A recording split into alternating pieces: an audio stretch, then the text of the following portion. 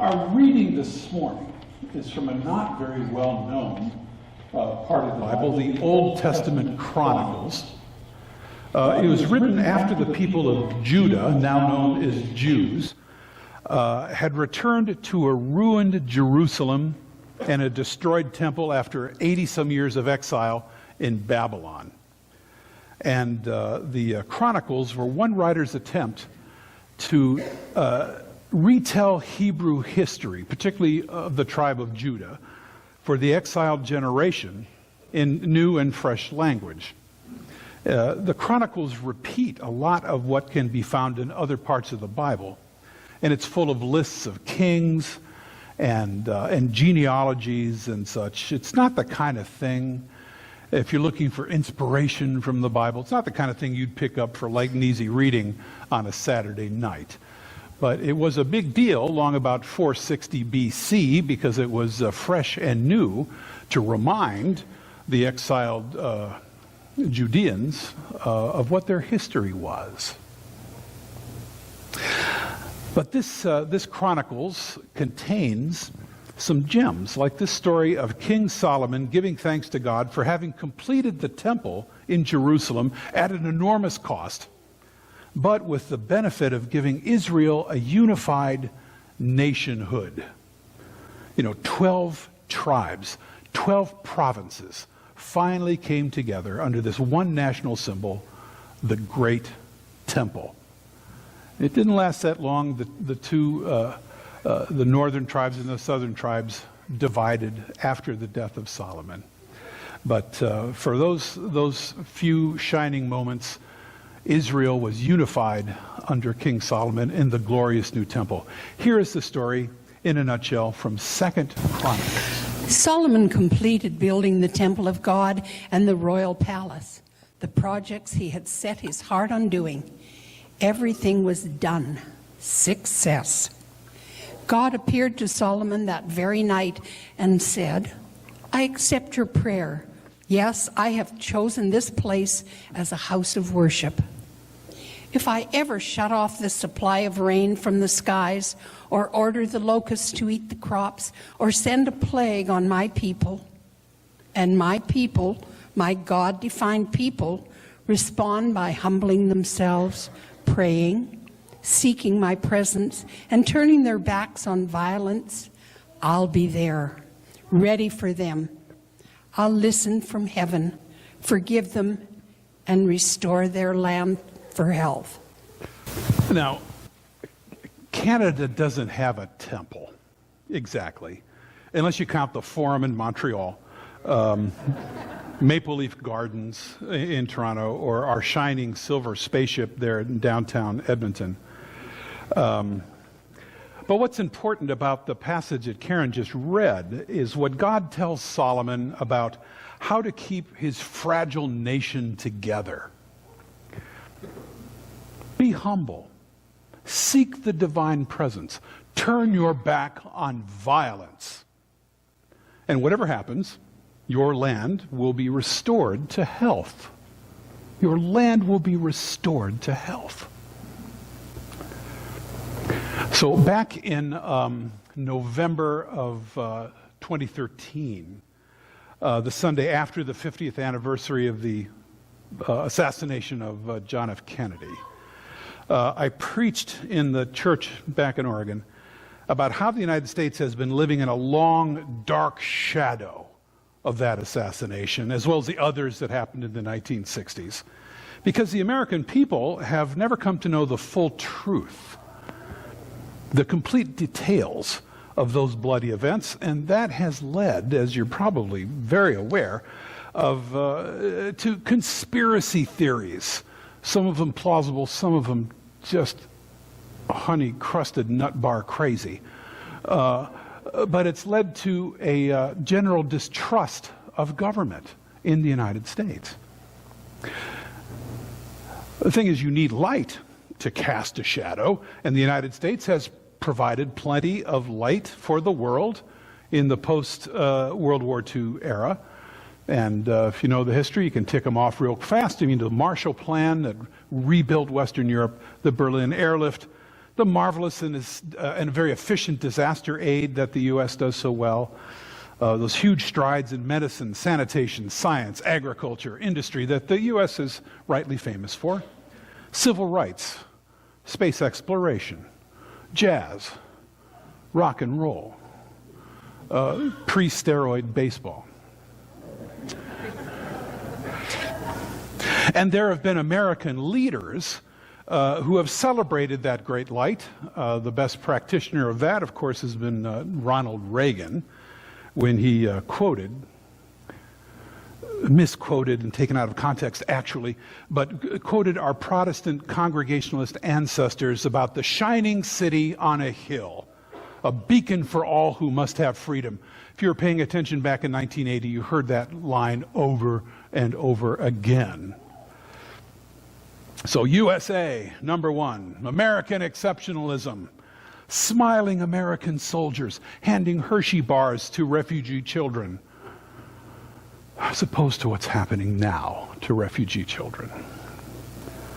And that shining city on a hill, all these cast a rather large shadow. Now, the 17th century essay that City on a Hill soundbite comes from is called A Model of Christian Charity. It's by John Winthrop, dated about 1630, and it is one of the formative documents outlining the ideas of America that led to the independence that Americans will celebrate on July 4th. You thought this was going to be about Canada, didn't you? But, dig deep. Dig deep into the biblical Solomonic language of that essay, Model of Christian Charity, and it reads more like an America that might have been. An America fervently devoted to the quaint goals of humility, working together, and nonviolence. And of course, this America does exist. It's called Canada. Have a look at the quote on the inside cover of the bulletin. This is by John Diefenbaker, the longtime leader of the Progressive Conservatives and Prime Minister from 1957 to 1963, the first Prime Minister that I was aware of as a kid. John Diefenbaker, you remember what he looks like, the big heavy brows and those staring eyes. I'm not sure I'd want to sit across the table from him. But he wrote something wonderful. Here, this is from a speech of his as he was running for Prime Minister. If you're willing, let's say this together, shall we? I am a Canadian, free to speak without fear, free to worship in my own way, free to stand for what I think is right, free to oppose what I believe wrong, or free to choose those who shall govern my country. This heritage of freedom I pledge to uphold for myself and all mankind. Very stirring words. So I have been here almost 3 years now, and I've come to understand that Canadians have a complicated relationship with the United States. People, including many in our congregation, have no problem going down there for months at a time to soak in the oppressive heat and the unrelenting sunshine. But, the conversations I've had anyway, there is a wariness about the United States and an awareness of the shadow that the U.S. casts. I've heard on numerous occasions people saying, when the United States sneezes, Canada catches a heavy cold. Americans, on the other hand, tend to think of Canada as the place where the weather comes from.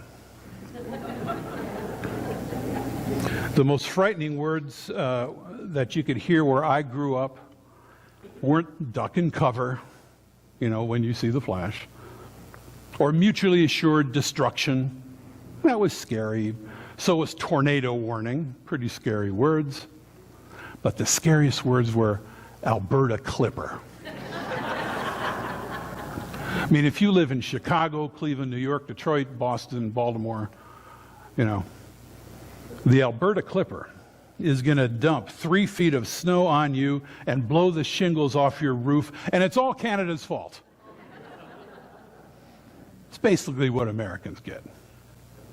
Well, I have had a different relationship with Canada over the years. I first longed to live in a nation that practiced humility and didn't live by violence. Ever since I heard Prime Minister Lester Pearson declare Canada to be a non-belligerent in the Vietnam War. And that's the phrase that I remember, non-belligerent. Whether Pearson said those words or a news anchor in the U.S. did, I don't remember. But it really impressed me as a church-going junior high kid who began to wonder if the words of Jesus that we were hearing every Sunday and that the leaders in Congress and the President's office and the Pentagon professed to go to every Sunday had any effect at all. Pearson made a speech in 1965 in the United States that criticized the American policy in Vietnam. And so powerful was it that it angered President Lyndon Johnson. You might remember this. Angered him so much that there were cartoons, at least in our local Cleveland paper, of the giant Johnson picking up the much shorter, bow-tied Lester Pearson by the lapels of his jacket and screaming at him. And it may have been that moment that someday I will be a Canadian. Someday I want to be like Lester Pearson, not like Lyndon Johnson. Well, only took 50 years to get here. For the remaining years of my youth in junior high and high school and even through college, I collected Canadian stamps and coins. I followed the Toronto Maple Leafs. This was during the Punch Imlach years where they won a bunch of Stanley Cups, if you remember. The team in Cleveland was the farm team of the Maple Leafs, and so we saw our stars go to Toronto and make it big. I begged my parents to take trips to Niagara Falls just so we could cross the border and revel in the cleanliness and the beauty of the Canadian side of the falls, which contrasted so much with the gritty, dirty, dangerous city that I lived in. I thought all of Canada looked like that. People that go to Victoria from the West Coast think all of Canada looks like that.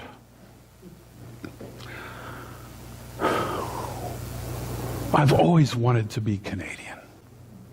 Not the stereotypical Canuck, that my hockey buddies reveled in back in the day, but as a member of a caring and sane national community. A nation that's free in the security of not having to be a superpower. I've wanted to be part of the Canada that is fully accepted far before the United States ever has. People of every race, every nationality, every sexual orientation, every language. Now, I am very clear about the dangers of romanticizing, projecting my own ideals onto another country. And that is a danger, I'm aware of it. But the way that I see the world seems at least to jive far more with Canadian ideals than American ones. Now, I've often thought that there ought to be signs at the border. They're at the Peace Arch between Washington State and British Columbia, on the Peace Bridge between Buffalo, New York, and Fort Erie, Ontario, and all the other points. There ought to be signs facing the American side, and it should read, "You are now entering a sane, reality-based country.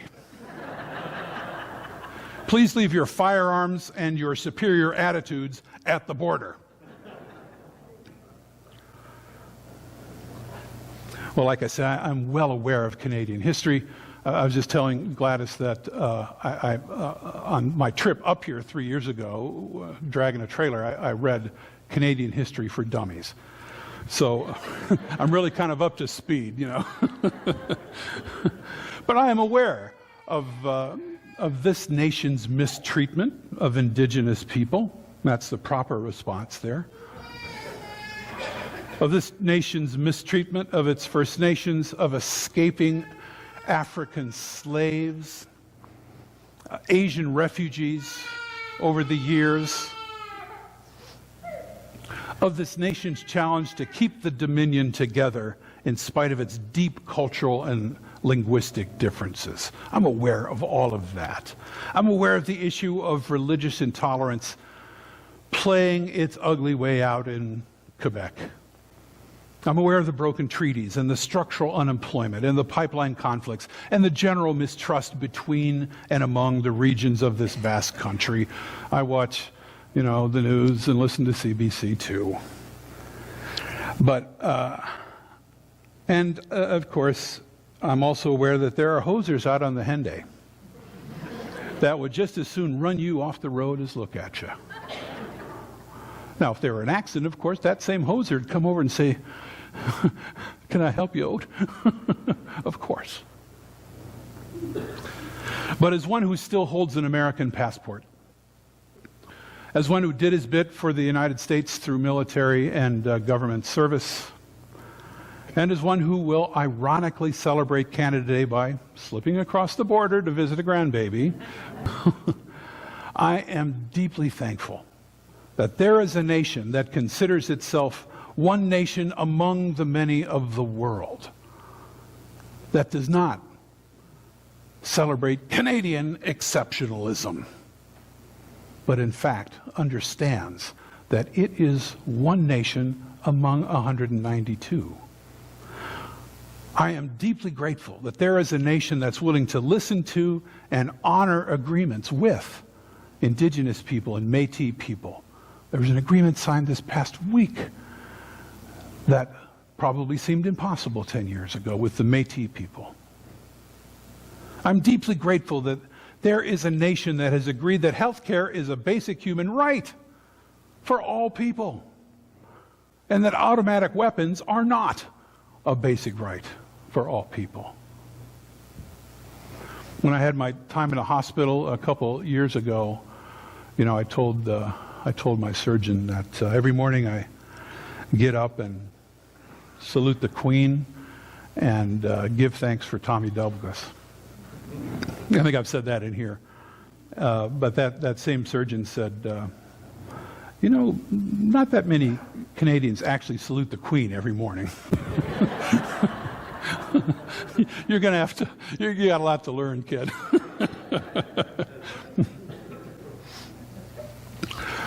I am deeply grateful that there is a nation that is not held in thrall to a military-industrial complex, whose national defense forces are of a reasonable size.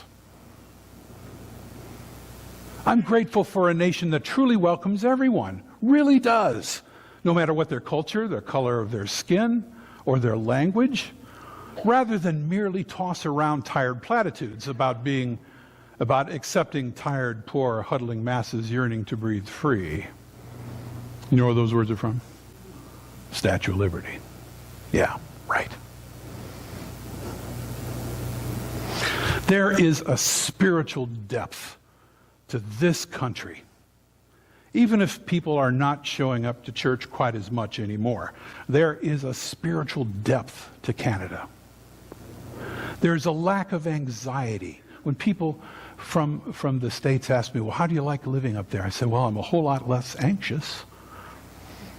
I haven't renewed my Xanax for 3 years. There's a certain sweetness of being, a lack of fear of going bankrupt because of healthcare costs, of being massacred when you go to the movies, of being blown up in a nuclear holocaust that cannot be found south of the border. Those things are real down there. And I spent 63 of my years feeling those fears, sometimes consciously, sometimes, of course, unconsciously. But here, I can feel that joy, that sweetness, that calmness, no matter what personal problems I may have or my family or church members may face. I can feel that joy of simply being here in Canadian airspace. When I wanted to do a meditation retreat, when I wanted to learn more about spiritual direction, I came here, Calgary, Toronto, and Niagara Falls. Because it didn't seem to make sense south of the border. To be able to meditate freely, you need to be in Canadian airspace. Well, it will be many, many years, if ever, that I can say with John Diefenbaker that I am a Canadian, technically speaking. We're working towards that. It takes a lot of time.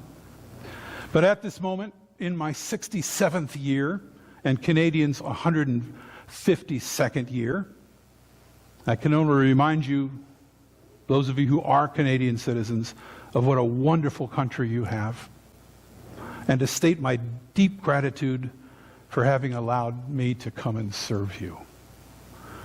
So when we sing "O Canada" a little later in the service, I will try to hold back the tears, Amen.